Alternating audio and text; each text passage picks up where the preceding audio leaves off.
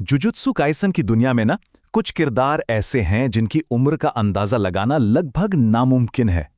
कभी ऐसा लगा है कि कोई कैरेक्टर अपनी बताई गई उम्र से बहुत ज्यादा बड़ा लगता है तो कोई एकदम छोटा। चलिए आज इसी मजेदार पहेली को सुलझाते हैं। तो सवाल ये उठता है कि ऐसा है क्यों हकारी और टोडो जैसे कैरेक्टर्स अपनी उम्र से कहीं ज्यादा मैच्योर दिखते हैं, वहीं दूसरी तरफ गोजो जैसा पावरफुल सोर्सेरर अपनी उम्र से कहीं ज्यादा छोटा लगता है। पर यह सिर्फ एक आर्टिस्टिक चॉइस नहीं है, नहीं, इसके पीछे कहानी के अंदर ही बहुत गहरे कारण छिपे हैं। तो चलिए जरा गहराई से समझते हैं कि आखिर मामला क्या है।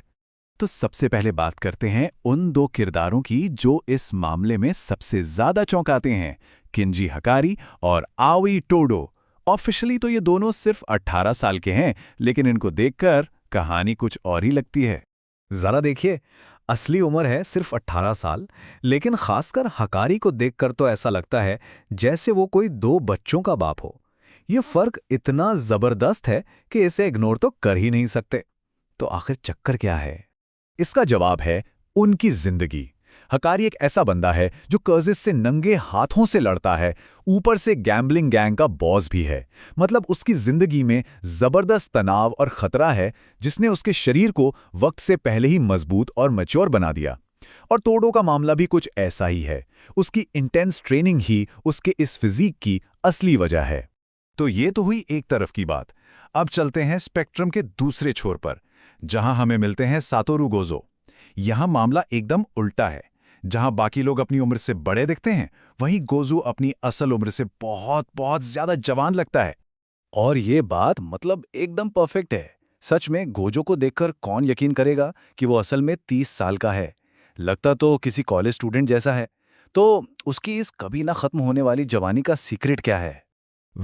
इसके पीछे 2 बड़े कारण हैं। पहला तो है उसका नेचर, एकदम चिल, किसी बात की कोई टेंशन ही नहीं लेता। लेकिन दूसरा कारण जो ज्यादा दिलचस्प है वो है उसकी एक बेहद powerful technique, reverse cursed technique. और ये कोई ऐसी वैसी टेक्निक नहीं है। ये नेगेटिव कर्स्ड एनर्जी को पॉजिटिव यानी कि हीलिंग एनर्जी में बदल देती है। इसका मतलब यह है कि गोजो लगातार मतलब 24 घंटे अपने शरीर के हर सेल को रिपेयर कर सकता है। कोई भी चोट लगे वो तुरंत ठीक हो जाती है और वो हमेशा अपनी पीक फिजिकल कंडीशन में रहता है। और इसी लगातार हीलिंग की वजह से उम्र बढ़ने के जो निशान होते हैं ना, वो उस पर आते ही नहीं। तो अब हमारे पास 2 एकदम अलग अलग केसेस हैं। एक तरफ है हकारी और टोडो, जिनकी मुश्किलों भरी जिंदगी उनके शरीर पर साफ दिखती है और वो अपनी उम्र से बड़े लगते हैं। और दूसरी तरफ है गोजो, जिसका बेफिक्र अंदाज और जबरदस्त हीलिंग पावर उसे हमेशा जवान रखती है। तो इस पूरी बात का निचोड़ यह है कि जुजुत्सु काइसन में किसी कैरेक्टर का लुक सिर्फ एक डिजाइन नहीं है। नहीं, ये उनकी पूरी कहानी बताने का एक तरीका है।